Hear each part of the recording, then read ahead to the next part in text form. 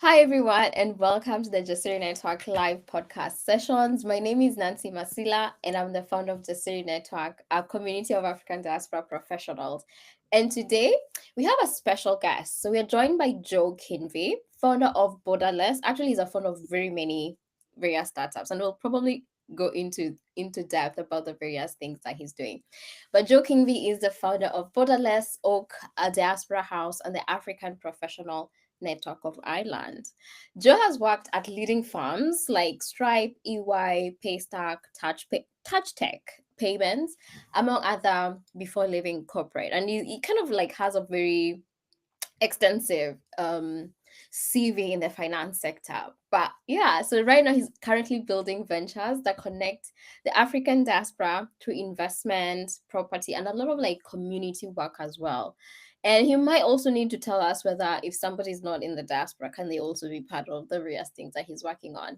But I'm really excited for this conversation because the core of Joe's journey is very, it's very African at core. And he was also among the very first people that I connected with when I embarked on this entrepreneurship journey.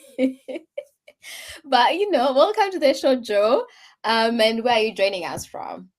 Thank you for having me, and thank you for the introduction. I'm dialing in from London. This Okay. is this is a real background; it's not fake. So Oh, please. whenever Uh-huh. whenever you see this background, know that I'm at home. So this is my living room slash home office. Perfect, perfect. Well, you were on the continent very recently because we are in Kenya at some point, and then we saw you go to Nigeria, Lagos. I don't know. Do you want to touch a little bit about that before we go into a quick fire round? Yeah. So um, beyond the fact that I love spending time in Africa, the majority of the work that I do is in Africa, and my entire thesis is we need more Africans investing in Africa. We need more of the diaspora investing in Africa. And when you're investing in Africa, when you're building ventures on the continent, you have to be on the ground. And as much as I want to sit in London and tell people what to do, it really helps to also go and be there and spend time. But also, it helps even more that the majority of my team is in Nigeria and Kenya, Mm, meaning that I like to spend time with my team. They're amazing, and yeah. like while I quote unquote like I'm the face of the brand, Mm-hmm. there are a lot of people that really make Borderless run and happen on a day to day. Perfect, perfect. I'd actually missed out. You are also in Tanzania, not Zanzibar, Dar es Salaam, because there was also like an investor breakfast roundtable you were doing. But anyway, I was we'll also get. in Zanzibar. I was in Zanzibar. I Oh, was in now I'm jealous. Now I'm jealous. So you were in Zanzibar, also Dar es Salaam. yeah. Where did you go to any other place in Tanzania? No. Actually, no. I went to Kigamboni, Mm-hmm. which is technically still within Dar es Salaam, but it's about an hour. I wanted to go to Mkwaja, which is near Tanga. It's about 4 hours, but I didn't make it. Yeah. Oftentimes, I would also go to Ifakara, which is in the Morogoro region. Mm-hmm. My partner's family is from there, so I like spending time there. Perfect. Perfect. Well, there's a lot of things people don't know about you because I know you don't share love. We'll try for this particular session to go into the nitty gritties. So, this is the quick fire round. So, don't think through too much about the questions. We want your very immediate answers and just five questions, nothing crazy. Okay. So, I'll start. The first one: Togo, Dublin, or London? Which feels most like home? Because you've been in all of these cities. Dublin. I've lived the majority of my life in Dublin, and that's where my friends are. Yeah, That's where, like, when you trace to like my career was in yeah, Dublin. So Dublin is, if I was ranking, Dublin would be number one. yeah, yeah. It's very interesting because I think the first time we started talking, I could kind of like hear elements of like Irish, French in your accent. I know I wouldn't say French. I think yes, Slightly. I If do if speak if French. you if somebody has been around a lot of like French speaking West Africans, Yeah, they might pick it up slightly. fair. But I think it's yeah, a bit of Irish. I do, yeah. I can, if you want me to put on a French accent, I can try. I'm not great, but yeah, I can try. Okay, cool. Second question. Moving from Togo to Dublin, what was the easiest and hardest adjustment you experienced? Easiest was the food because I moved to live with my mom, so my kind of food hasn't changed. I still ate Togolese food as if I was in Togo. The hardest was the culture and adjusting to a new way of living. And there's this conflicting bit, which is at home, you're still Togolese. So, like, culture is very similar. Yeah. When you step outside, you need to kind of adjust. And that took a lot of adjustment. Also, obviously, the language. English obviously is not my first language, so I had to learn English quickly enough so that I can be integrated in school. So that was quite challenging. How many languages do you speak? Three and a half. The half What's the first is, language? and first language is, well, I mean, first and second is Ewe and French Mm-hmm. because I'm Togolese and, my primary education was in French, and then English, and then naongea Swahili kidogo. So you have a bit of Swahili. Awesome, awesome. That's it. Yeah, yeah, slightly. I mean, I don't know how if you can mention it to be half, maybe a quarter, but it's fine. We'll Yeah, take half for it's today. fine. I can listen. The thing is, I say half because when I go to Tanzania, I won't get lost. Mm, That's my half. I can get around. I can yeah, order. And yeah. So, perfect.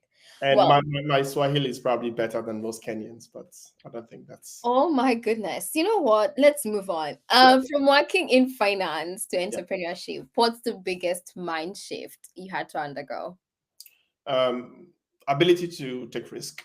I think like finance really teaches you how to not take risk, or how to take calculated risks. But I think there's this kind of risk asymmetry when you look at entrepreneurship, which is like whatever risk you take, you think you're taking in entrepreneurship, it's actually much, much higher.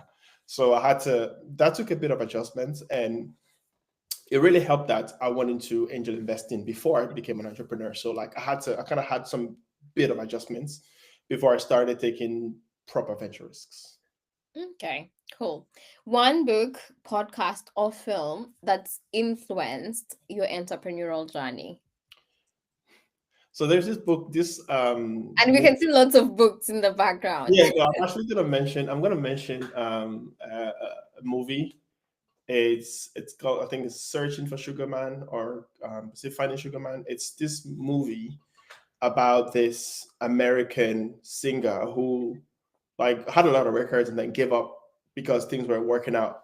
But then in South Africa, he was very famous. Like, and you had these two South Africans who essentially went to find him because people thought he was dead. And the lesson in that movie is like you can't really predict when you'll make it, but that doesn't mean that you should not do the work. So like I love that movie. I watched it a couple of times, and I think it's such it's very inspirational. Yeah. Yeah. And also, when it comes to entrepreneurship, there's a lot of sometimes you can think your customer or your preferred location is one thing, but then the market tells you other things. Like, you may have somebody else who you'd never even thought of being you're actually the ideal customer. And I've struggled with it sometimes. Like, but I thought this was my customer, but then it's a whole different case. So it's interesting to see how this American person becomes famous in South Africa, and then Yeah. okay, that's interesting. Last question: if you weren't building companies, what would you be doing right now? I'll still be an entrepreneur, Mm, although I'd be a music entrepreneur.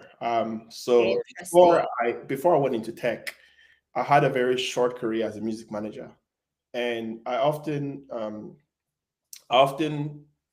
claim that music is very similar to tech, and I have my reasons why. But I would be a music entrepreneur. I just find music so fascinating, and how you can create nothing out of something, something out of nothing. And yeah, like I think it's such, yeah, it's pretty cool.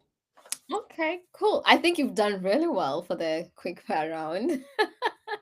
I think that now we're going to go into the actual discussion for today's And before you go into that, are we streaming somewhere else?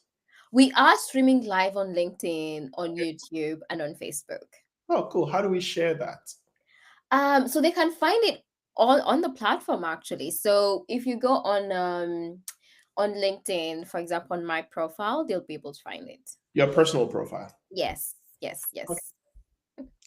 And let's Cool. see. So going into the discussion for today, we want to go a little bit back to, to your days in Togo and, before you made the move. So I want to kind of like know how it was it like growing up in Togo, and also how did make the move to Dublin. And I think you've mentioned, you feel Dublin as being the place you call home. How has it shaped your career and your worldview? Yeah, I mean, I think like life as a child in Togo was very easy. You have your friends around, you have your family, and I grew up in a relatively busy household. For context, my mom has 30 siblings and my dad has 21 siblings. So like, What? yeah, You, and yeah, what? That okay?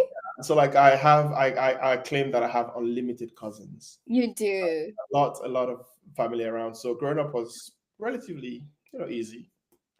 Um, I was a very quiet child, and I'm still very quiet, but like much quieter. And a lot of people don't believe me till they meet my siblings. Like I think I'm by far the quietest in my family.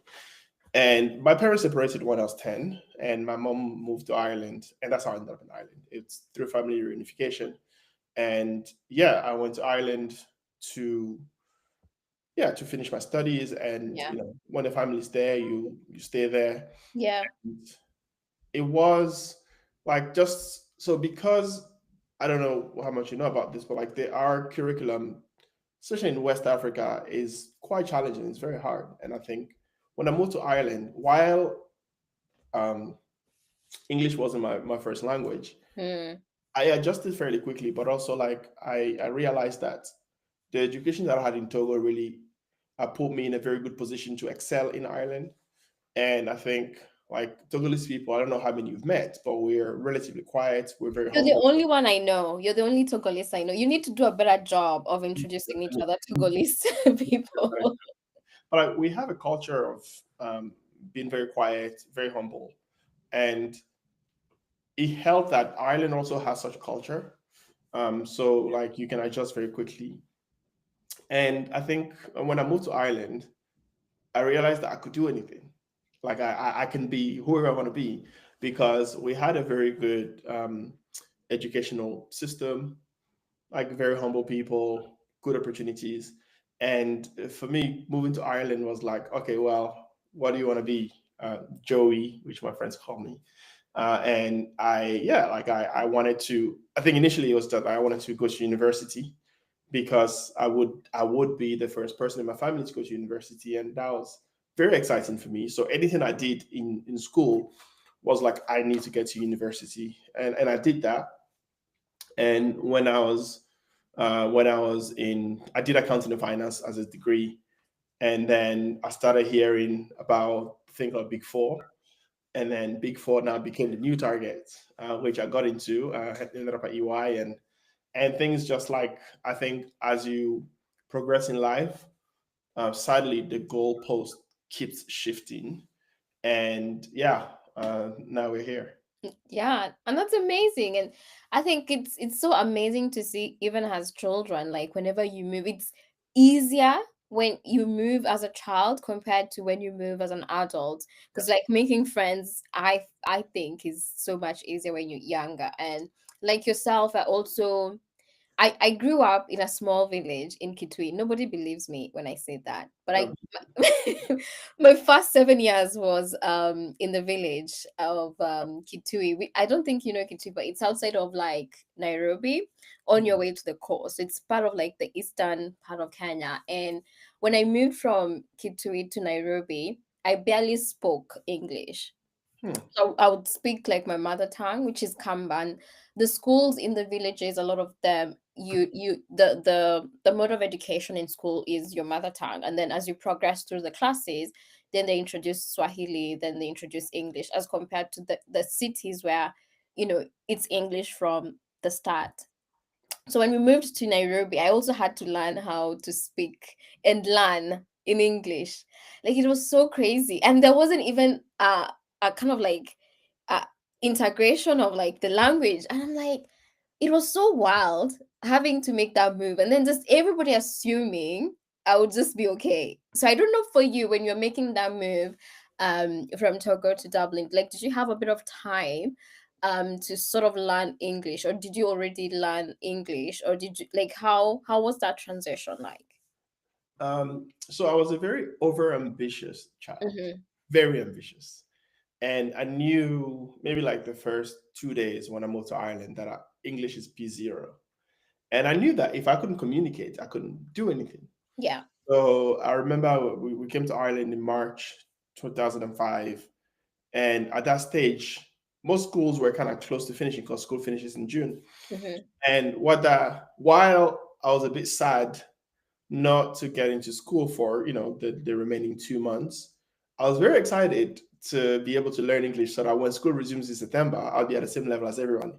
So what I did was every day I'll go to the library, I'll learn English by myself, I'll watch TV shows, I would sleep with talks in my ear. I was a technology savvy kid, right? So like I would watch the TV show called Lost in English with subtitles. So yeah, it was that when I look back, I Yeah. wish I still have that same level of drive Yeah. in the things that I do now. I think I do, but like it's just different. Like when you have no other options, You're in the deep end, like you're like you have to right? You have to, swim. and I wish I could take the attitude to learning Swahili because but it's in TZ when I go Yeah. and I start speaking, they Yeah. just speak English. We're like, this guy is useless. Yeah. But yeah, it was quite an exciting childhood, and because I was very quiet, Yeah. I would spend a lot of time on the computer. I would do odd jobs just to make money because it was the first time I think like at 16, 17, I was able to get internships. I was able to get summer jobs. So I was hustling. So I've been hustling for 20 years. And It's yeah, finally paying off.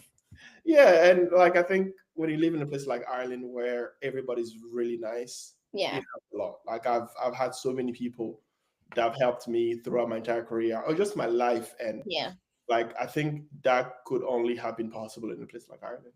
Yeah, fantastic. Well, you've built quite a solid career in finance, and you've mentioned how you're in uni, then you're aiming for the big four, and then what's next. So you've had a solid career in finance, and having done EY and also Stripe at some point, and Paystack as well, among various other companies. What was the turning point where you decided to leave that security for the uncertainty of like the startup world and you know. Let me start with like my career should not be an inspiration for anyone because I've Mm, broken so many rules. For example, I didn't finish my training contract at EY. A lot okay. of people don't know this. So like while it looks on paper that I had a good career. I've when I look back, like those call it mistakes have gotten me to where I am, but I'm inherently a big risk taker. Like how do you, like 6 months before your contract, you quit? That's what I did. I did that, and um, I went from EY to State Street, and I took that job at State Street because like it wasn't because I was excited to work in internal audit, but the opportunity was to help set up an internal audit department at State Street. So like you'll see hints of entrepreneurship even when it wasn't me being a founder. And I helped set up that department with a guy called Alex Moore, great guy. And then as soon as the department was set up, I quit again because like I was itching for more. So I've always had a very high risk appetite when it comes to betting on myself. And all these moves, shifts, jump up and down is always a bet on myself. And I think when you bet on yourself, you can't lose. Like And so there was not necessarily a turning point for me. Becoming a full-time entrepreneur, it was more of a matter of time. But Mm, I was also conscious that like I had to gain the experience. So when you look at, my maybe 12, 13 years of working, I did not do the same job twice. And when you're running a company, you're kind of juggling multiple balls at once. And in retrospect, juggling, going through like internal audit, external audit, head of finance, partnerships, sales, it was probably the best thing I could have done for my entrepreneurial journey. So yeah, like there was no turning point. I just knew that ultimately I will become a founder. I tried in 2017 and I failed. And I don't talk about like, again, nobody cares about the failures. I don't care about it. And when I realized that I was failing, I knew that well, first I was failing and I didn't have money and I had to go get a job. But the job that I got was very strategic. It'll pay me, but also teach me. So I've always been intentional about learning and earning. Um, and I think everybody should be really thinking about like, what does it look like 10 years from now or yeah. years from now? Because like life is very long and you need to plan for the next 12 months, but also you need to plan for the next 10 years. I remember when I got to Stripe in 2019, I write myself, I have this email address where I write myself long emails every now and again. And the letter I wrote to myself in December 2019 was, in 5 years, I was going to start an investment company. Now, Borderless is not technically an investment company. It's a technology first company, but we do investments. And that actually happened a year sooner. So, like, there was that intentionality about planning long term, but also giving yourself time to plan. And I feel like our generation, we want something now and we want it immediately. But Yeah.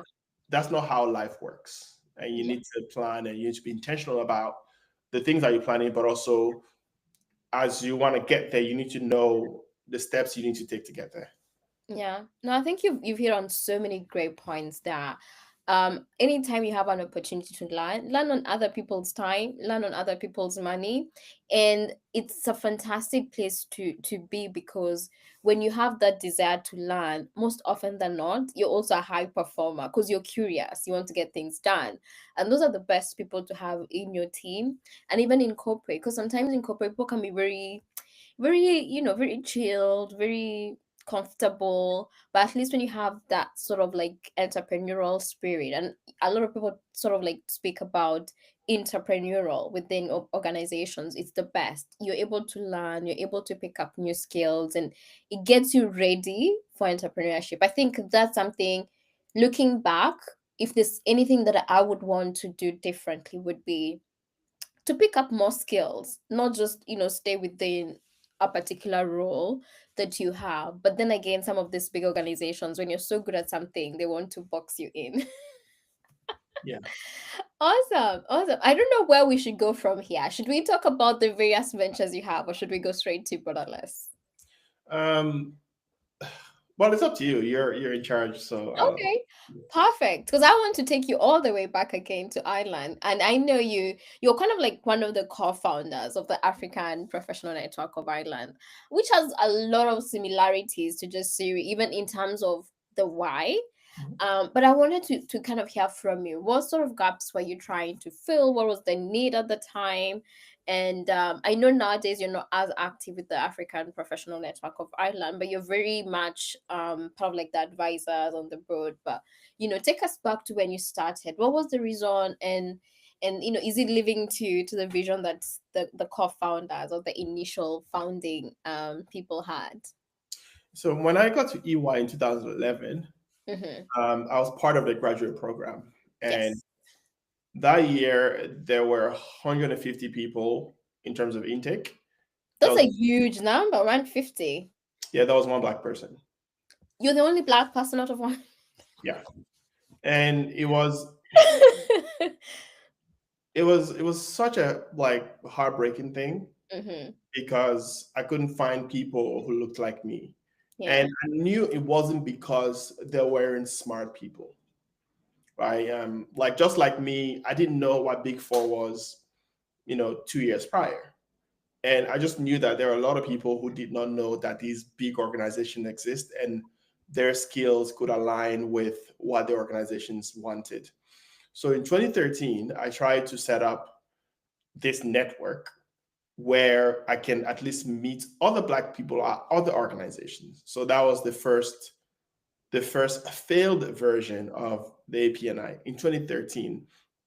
And then in 2016, while I was at State Street, one of my colleagues, Anne, who's Black, she came to me. She's like, "Hey, there are this group of people who are trying to set up this professional network." And remembered that I tried to do something similar that didn't work out. So when I joined the first meeting, the idea was they wanted me to come and share my learnings. And I was actually very excited to share my learnings. And I wanted to see something like that exist. And it was through that first conversation that, we somehow I got roped into giving this thing a start again. And I think what really helped APNI work is it wasn't like a one man or two man or two people show. There were eight of us that started this organization. And I think that helped a lot because we all brought different skills, we all brought different expertise, we brought different network. And I think that really made it succeed. The other thing that made it work is we kept it a charity. And a like the having a charity means that you're not doing it for yourself, you're doing it for the better good of the community, which also really helped. And the third thing that helped was what I really wanted to see happen in the first version of APNI was already manifesting. So, like, there were a lot of my peers that were at Meta, Google, Netflix, all the companies. And it really helps that Dublin is where most large tech operations have the headquarters. So, like, APNI succeeded for so many reasons. And when I was the founding president, but APNI had eight founders. Um, and then in 2019, all of us resigned. So the idea was everybody resigns and we all run again. And I decided not to run again because like I got really busy with work. We just finished moving over to Stripe, and yeah, it was life happened. But I think APNI was probably the best thing or the best organization I've started. Reason being is the job that I got at Touch Tech Payments was at the back of an event that we put together at APNI. And that's how I got that job. And I know so many people that connected with the right person at the right place at an APNI event. So, like, while I was one of the co-founders of this organization, I think that APNI has helped me more than I've helped the organization. Yeah. So it was such like it's such a blessing to do that sort of work. And like few people know this, but APNI also played a huge part in HoaQ starting. Mm, Reason being is as we were brainstorming around HoaQ, we had the network of people to pitch this thing to. So like, community is part of what I do. And I really, really believe in the power of community. And I don't think I'll ever be building like by myself or without a community because I really, really believe that all of us coming together will only make us stronger. yeah. Couldn't agree more. And speaking of Oak and investing in startups, tell us a little bit about how that came to be. What does it mean to to have an investment collective? How do you select startups? What is typical ticketing size? And Oak has been quite popular because a lot of people that I know already also know about Oak, and also not just in the diaspora, people even on the continent are always like, oh, okay, can I join? Like, who is it open to? Where can people find it? Like you said, a lot of Africans and people in the diaspora, we know the importance of community. We are very communal anyway, as a community. And again, I know we like saying that Africa is not a country, and I will go on that hill, like Africa is not a country, but then we have so many similarities as well. when you actually start peeling, the layers. But yeah, tell us a little bit about or the idea that about of this investment collective and where you're at right now with how you select startups, how people should kind of find you, the ticketing size. Yeah. So I blame a guy called NewBK Mm. who roped me into this. I don't want to call it nonsense, but crazy journey. So when I stopped being president of APNI, NewBK became the next president. And then it was like I've known him for a while, like maybe I think 5 years prior. And it was through his presidency of the APNI that we started talking a lot because I had to do a lot of handovers to him and help him, get comfortable in that role. And then we became a lot closer. And it was also at the same time that I joined Stripe. And UBK was already working at Stripe. So this meeting was always supposed to happen. And we started brainstorming around an idea of an investment. I don't even know what we called it there. I don't know if it's like a syndicate, whatever. I think we even called it a fund. And the pitch was, so when he pitched it to me, I just told him, bro, this is a terrible idea. Bad idea. The accountant in me just doesn't understand why this is even something that we're discussing. Yeah. In is, we're going to invest people's money and they will lose their money, da da da da da. But so the way he managed to convince me was just try it as a way to learn, because you can't really dismiss something that you haven't And learned. that's why he got you, because you love learning. I love learning. So we started this thing. The concept was, hey, we don't put a lot of capital at play. Everybody brings €1,000, and then we invest that company in one or two startups. Like the first round of HoaQ was €17,000, which kind of came to about $20,000, and we invested the money. That's it. That was the first round of HoaQ, and initially, like HoaQ was actually never supposed to be a company or anything of what it is today. When we launched, we had a Tumblr page. It was a one pager of what we do, what the thesis is. And then we had a link, which is join the newsletter. Simple. Like everything that you need to know about HoaQ fitted on one page on the internet. And then people just started joining this newsletter. I'm like, who the hell are all these people? And it turned out that the African diaspora is much bigger than we think. And while it's just two guys out of Dublin that were kicking up this thing, there are a lot of people who are looking for, opportunities, and they want a community. And yeah, and also it really helped that we started this in March 2020, and which is synonymous to the month when COVID started. Yes. So when we were tinkering in the previous months, we wanted to meet in person and discuss, and but the pandemic was a blessing in disguise, which means that HoaQ is online first. And now nobody will ever ask us, hey, meet in person, because it doesn't work for us. Check sizes now are about $25,000 on average, although this year it's gone up a little bit. I think this year is about 35 or 38. We invest anything from pre-seed to Series A, and we invest in early stage startups, tech and tech enabled, preferably technical founders with domain expertise and technical know-how, building for a large market, either in Africa, in the diaspora, or for Africa. What the reason why I'm specifying this is we don't just invest in Black people, and also HoaQ is not just for Black people.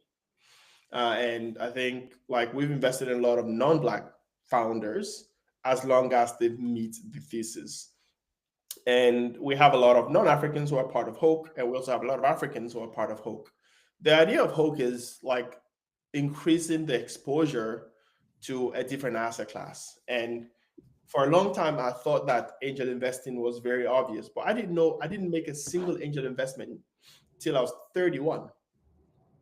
So like me now assuming that everybody know what this asset class is, it's very it's very selfish of me. And I spoke to a guy yesterday who was telling me that a lot of people in America don't know what angel investing is as an asset class. And I think for us Africans, the diaspora, if we really want to push the envelope of entrepreneurship, we need to angel invest more. That's Yeah. it. That's But simple. I mean, it's one of the riskier asset classes as well. Yeah, that's okay. Like the risk is fine. Like I think everybody needs to be aware of the risk that you most likely will lose your money. Yeah. But just the way you diversify in any other asset class, you need to do the same with angel investing. So what I tend to say to people is like, first of all, you need to have money to invest. Yes, So focus that's on, important. yeah, focus on like, saving, taking care Yeah. of the basics, Like keep you have the basics okay, have them done before you yeah, even think about angel investing. yeah, like save. And angel investing should be a tiny portion, and it should serve as a mean to diversify into other asset classes. Mm, Like, don't be like me. I am very overexposed in angel investing, but I have my reason. Like when we were starting HoaQ, it didn't make sense for us to tell people to come and invest in something if we weren't investing in it. So, and I wrote about this, which is skin in the game. yeah. Like, don't come and tell me to invest in something if you haven't put money into it. And this same thing applied to Diaspora House, the two properties that we have in Nairobi. Like, we've all invested in the two properties, me included. So, like, again, I am not your your typical angel investor because I am overexposed in the asset class. I've done, I think, 35 investments. But that's as a result of the fact that I've done this over and over again. Yeah. Context: HoaQ has done, I think, 140 investments in Nice. slightly over 100 companies. So, like in some companies, we've invested more than once. Mm, And but like I think it's an asset class that more and more people need to be aware of. And like the more we invest, the more we angel invest, the more African diaspora founders we're backing. And like 1 out of 10 will make it. That 1 out of 10 can create a lot of jobs, can make a lot of people rich, and can also like even the ones that fail. I'm sure you've heard the concept of like second time founders. second time or third time, they have the battle scars. They know exactly what they need. They start from the first day. They're like, okay, is this thing, does it have money? Yes Yeah. or no? They're not even doing passion. And I So love it. So we can't have second time founders if we're not investing in them in the first place, right? Mm, And I'm sure you've seen like I don't preach angel investing as much because it's just very risky, yeah, and I don't want to be the reason why somebody loses their life savings. true, true. And so I encourage people to use it as a means to diversify, and start small and Yeah. then go from there. Perfect. And I think that segues us into the perfect discussion as well, which is Diaspora House.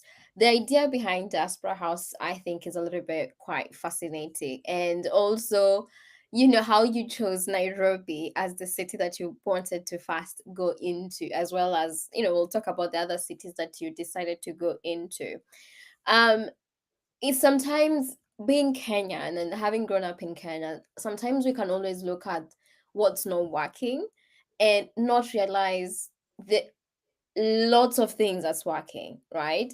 And I remember having this discussion as to why you picked Nairobi first. You were kind of like saying how Nairobi and Kenya is one of the easiest places to one invest in, purchase property, and do business in. So I want to hear it from you, and I want you to also share with people how Diaspora House came into being, and also why you selected Nairobi, and also a little bit about how the world is so small, because some of the people that you discussed the concept of Diaspora House, also I seem to have a conversation and sort of brought up that, and they're like, oh yeah, I know Joe.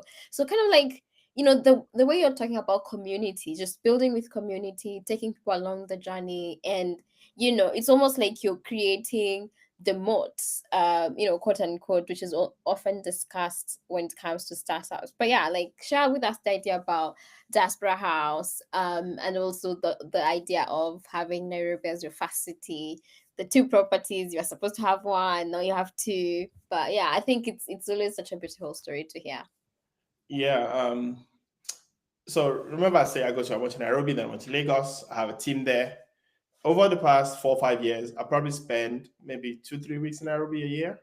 Same thing in Lagos. And because my work is in Africa, I have to be there.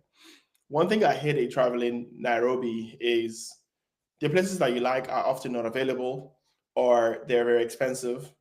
And I started kind of modeling, is there a world where we can own a place? And I know enough people that are traveling to Nairobi every year to have that place fully occupied. So that's the first thing. And then the second thing is you look at real estate as an asset class, it's probably one of the most popular asset classes in Africa. Very And popular very popular. And across the different generations, and yeah, a lot of different, people understand it as well. yeah, like it's called real estate because it's real, tangible. And because of the work that I do at Borderless, which we'll talk about, like I really want to enable as many people as possible to invest in Africa in multiple asset classes. So I started exploring the real estate asset class. And like initially, I don't really like real estate because it's not sexy. But how can you make that sexy? And that's the idea of Diaspora House. And one thing I noticed in Nairobi, Cape Town, maybe less of Lagos, is you have a lot of Westerners that go there and they just pay cash. We can't do that. We don't have the money to do that. Like we can't just dash out 100 grand. Like what you see a lot of people do is they buy off plan and then they pay over a period of time. And what that really say is your capital is essentially parked somewhere. It's not generating any revenue. And then after you end up buying that place, many of us have no desire to move to Nairobi anytime soon, meaning that you probably get it rented if you get a rent, or you want to sell it, which takes forever. Why do you want to commit yourself to such thing for such a long term if you can just own a piece of it, use it when you're there? When you're not using it, you collect your returns at the end of the year. So that's the design of Diaspora House. And like, how do we make real estate sexy, communal, and it's not tying us down to a place?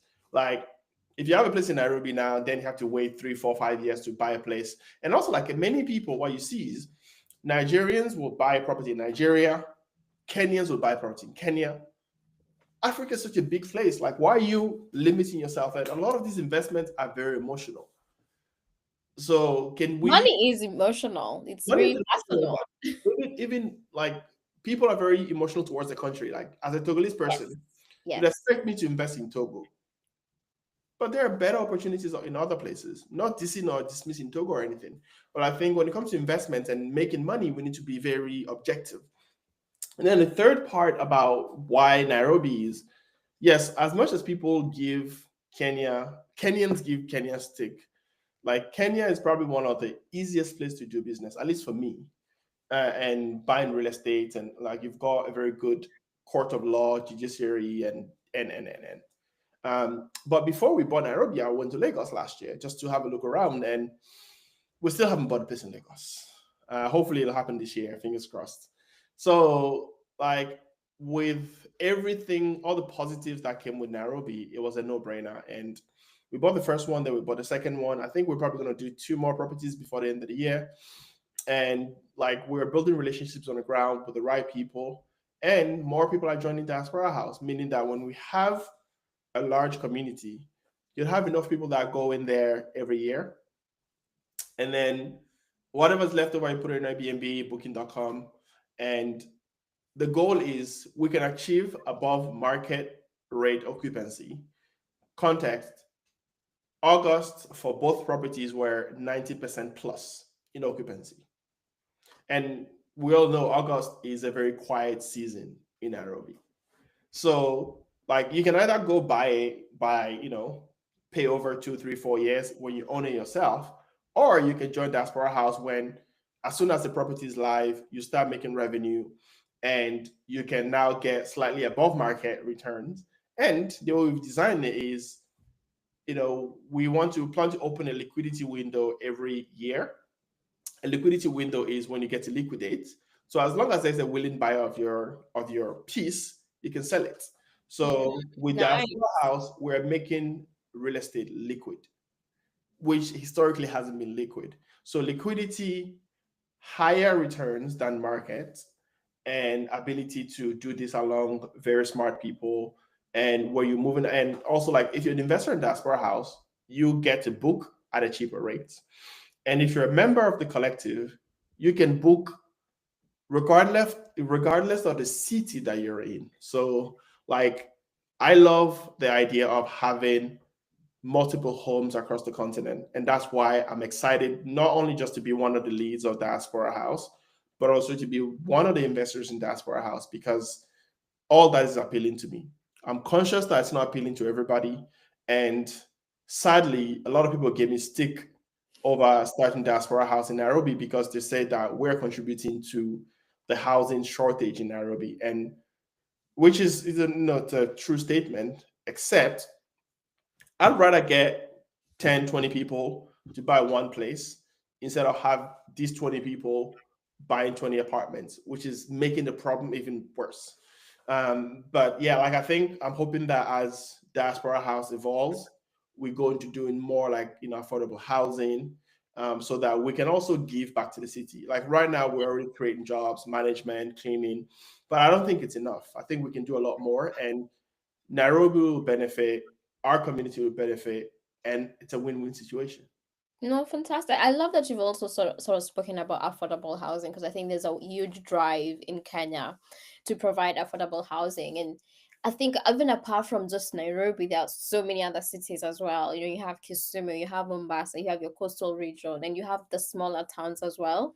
Unpopular opinion, I love the smaller towns. I think they're quiet, they're chill, and there's demand for real estate, and affordable kind of like real estate, and people are also moving Yeah, outside of Nairobi with the infrastructure and roads being better now.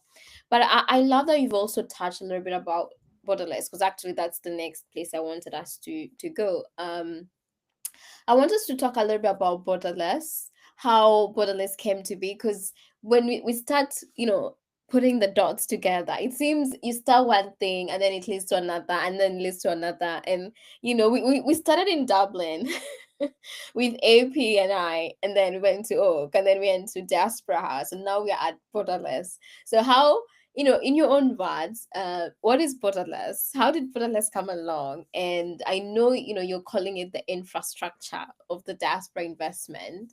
Yeah, share with us a bit more about Borderless.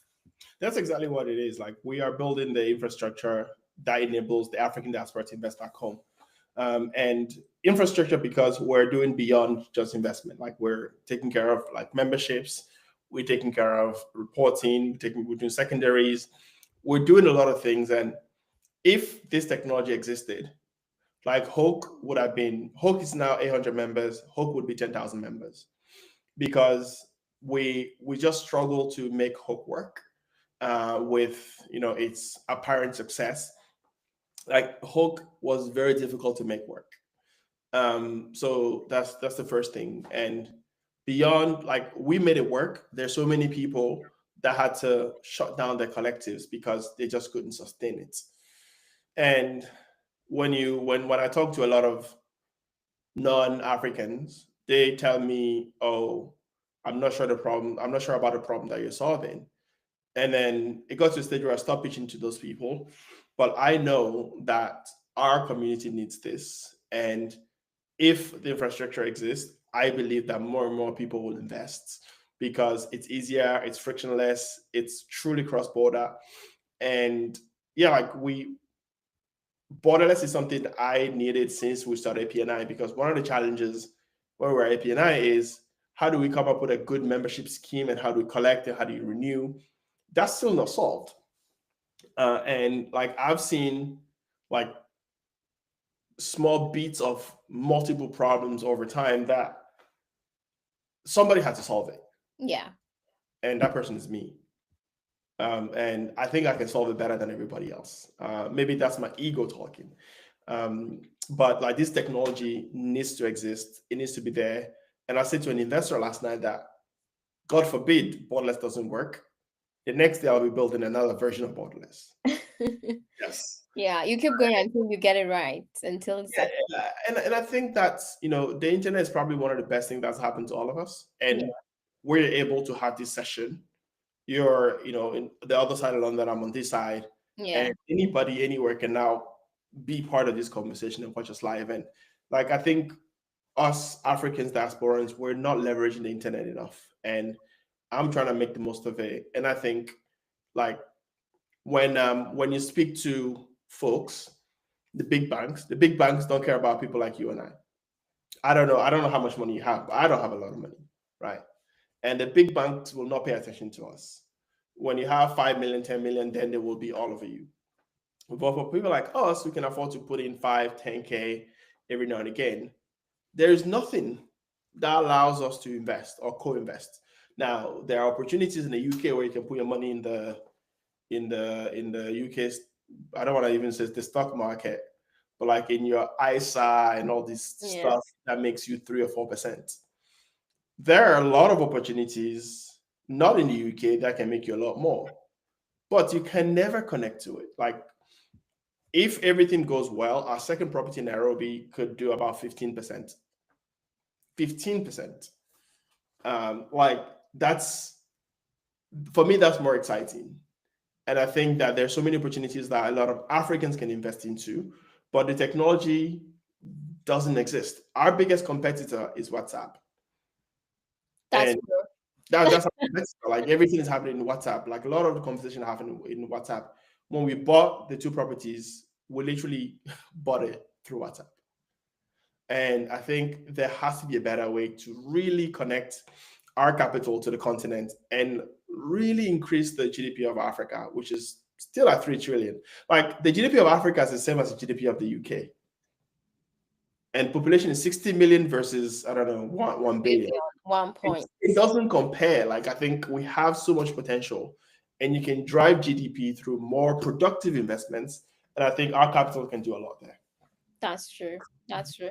I also wanted to talk a little bit about community. I think we've touched about it earlier, but like how do you see diaspora communities shaping African economic future? Because in the next few years, the African diaspora is going to be one of the biggest economic groups across the world. And also Africa is one of the youngest continents as well. Like the future is Africa, but like how do we take and see all these various things as opportunities and like you're saying drive the GDP? Because it's one thing for everybody else to realize Africa is the future, but if as Africans we're not realizing this then we're losing out. Yeah, we're losing out. We're actually going to lose out. So everybody's investing in Africa apart from Africans.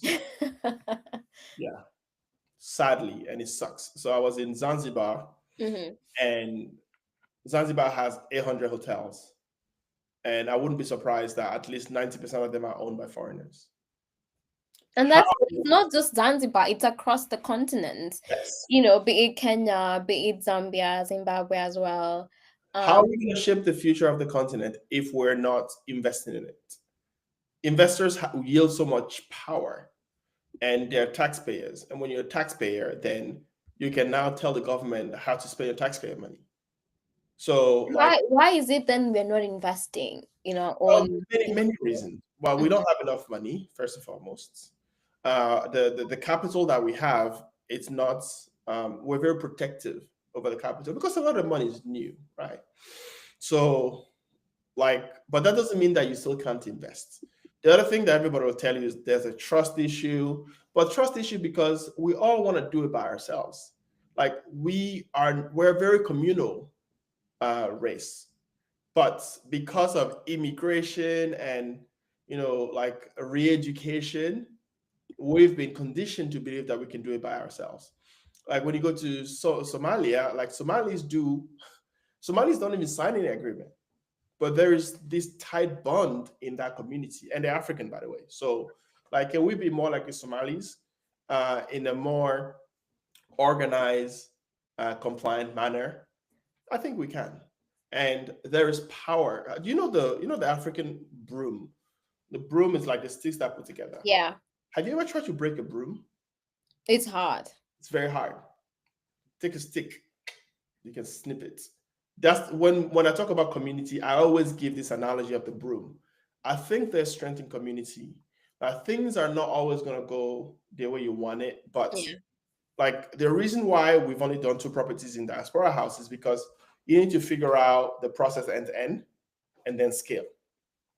Like for me and the team, it's like, okay, well, do one, see how it goes, do two, and then scale. The way I describe Diaspora House is when we come in, we're going to do any city, we'll do one apartment, a floor in the building, the whole building. So, like, I'd hate for us to go in somewhere to say, "Oh, we're going to build a building." That would be a very bad thing to do because you have no idea how to do it.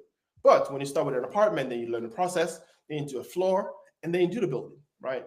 And I think we need to start. If we don't start, we're actually never going to get anywhere. Like And I think there's just so many opportunities in Africa that we're not taking advantage of it. Other people are seeing it.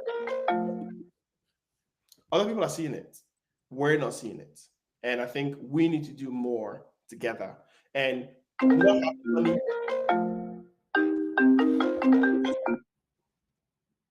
Is it you? It's me. I don't know who's calling me and I'm live. Yeah. And I don't think like not having money should be an excuse for us to not do.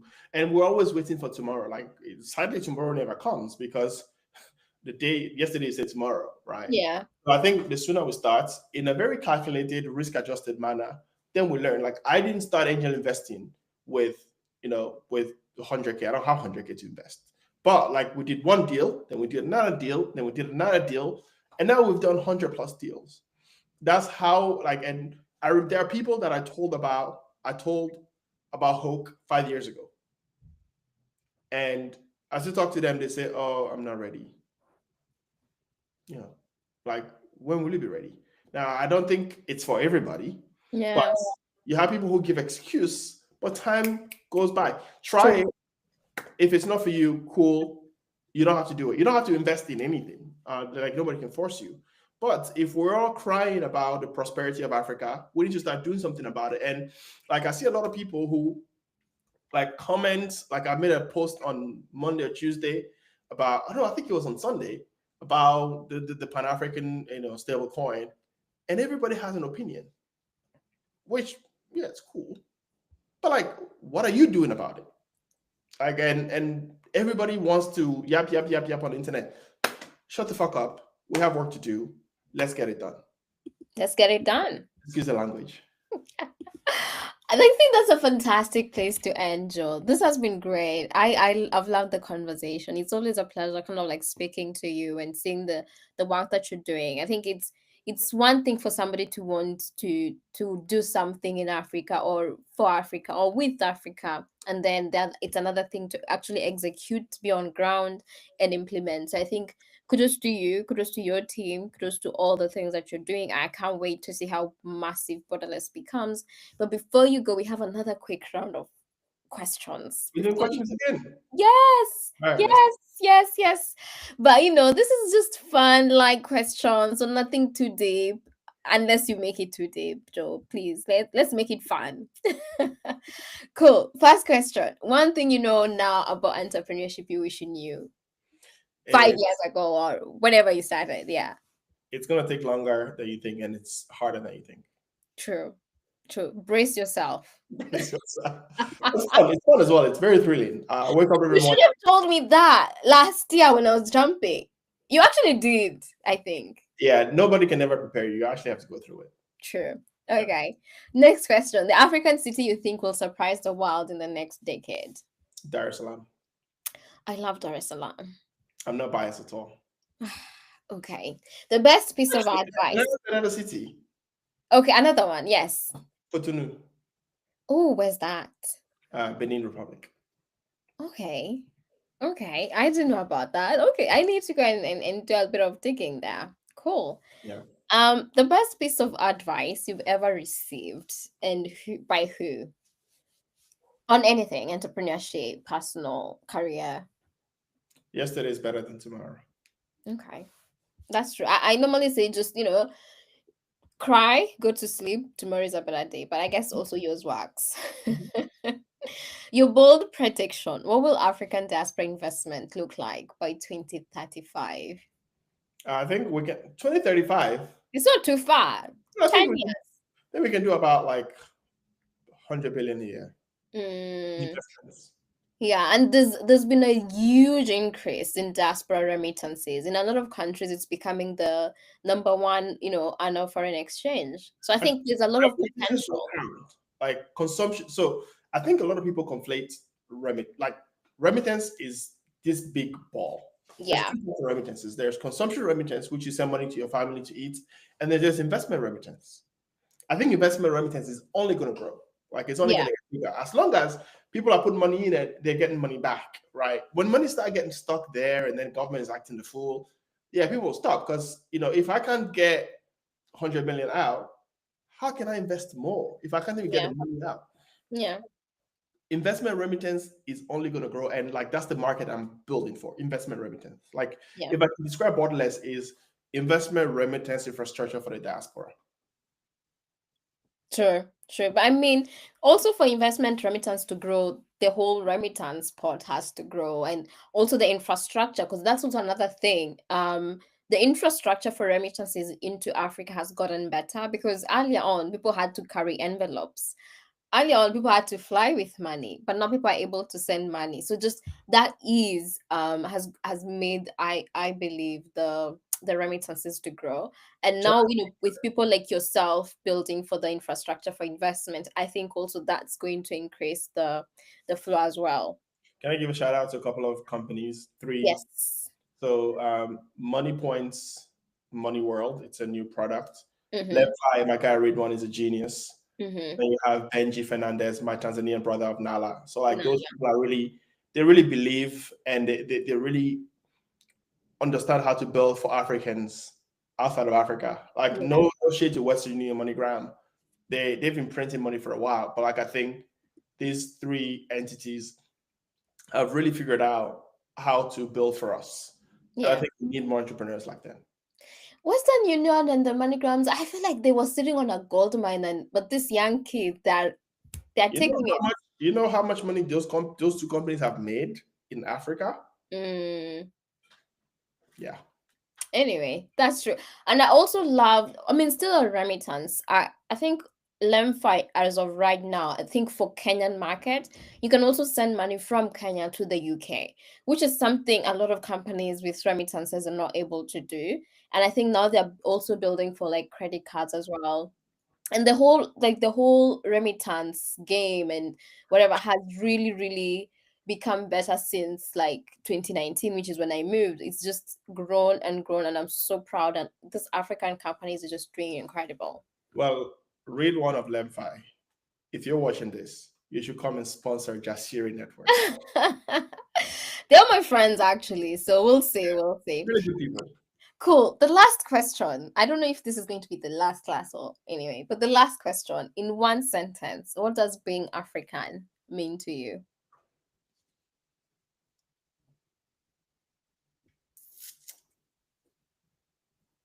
It's a question I can't also answer, but like you in the guest seat. Uh, being African means seeing a prosperous Africa in my lifetime. And everything I do is essentially to contribute to the prosperity of the continent. So like for me, that's being a true. I actually don't like to use African. I am a true Pan-African, and I'm a Pan-African first and everything else later. Amazing. And that's it. Thank you, Joe. You've been amazing at this. I mean, it's always interesting when I have these lies with my friends, because it feels more of a conversation than a interview or like a podcast. But thank you for being so generous with your time, Of with your course. resources, for the community, the amount of work that you're building for the community. We have the investment edition coming up in October. Yeah, wait, you have to tell more about this. I'm sure. Actually, that's true. That's true. Like, we have the Jasiri Network Investment Edition coming up on the 4th of October, and we're going to be discussing all matters investment. So, this conversation has been great, but there's so much more, the different asset classes. And I think they're just also the small things that people need to be aware of while investing. I remember it took me 6 months before I opened a traditional high street bank in the UK. It took me quite a lot of time as well before I got around to the ISAs and whatnot. It took me out, like, the investment, like you said, when you're doing it by yourself, I think it's great, you get to learn, but like there's so much information that you're not aware of. And so like you said, trying to demystify the whole conversation around investment. And also when you're multicultural, when you're multi-country, when you're bi-coastal and whatnot, it becomes even trickier, because then the conversations around where should you be investing, you know, comes up. And even when you are investing in various places, how do you keep track the legalities of it? Um, Again, the infrastructure. It's just, it's a lot. So yeah, I'm quite excited to be having that event. And yeah, we're going to be having Joe as part of the people there, sharing a lot of the learning points over the years. And yeah, and you can get in touch with Joe, myself, Jasiri, any of the companies we've mentioned. I think a lot of people are on LinkedIn or across all social platforms as well, Instagram, YouTube. You can Google them; they're everywhere. As always, has been fantastic. Yeah, let us know how you found this session. Hope, Joe, you enjoyed the session. I don't know if there's any question that I haven't touched on that you want to discuss. No, you've thought Oh, you've asked everything. perfect. Well, this is it. Thank you, Joe. And Thank you. thank you, everyone, for joining us. All right. Thank you.